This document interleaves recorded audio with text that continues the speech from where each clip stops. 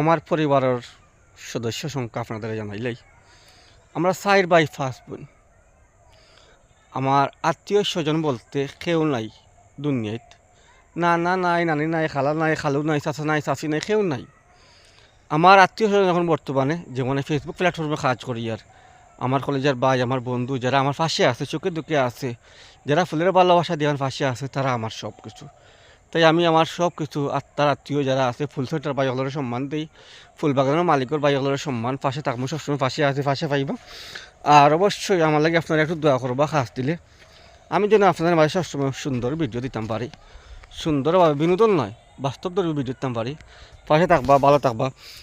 আমার ভিডিওটা ভালো লাগলে লাইক কমেন্ট করে পাশে থাকবা।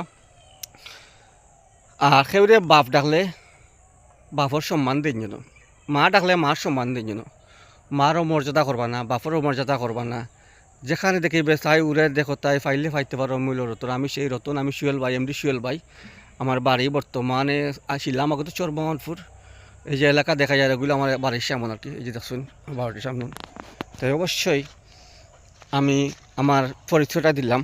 আমরা সবাই এখন পৃথক, এখানেও আমরা কেউ নাই, 4 ভাই 5 বোন, সবাই আলাদা আলাদা জায়গা, যার যার যে জায়গায় আর যে লইয়া আলাদা হয়ে গেছে।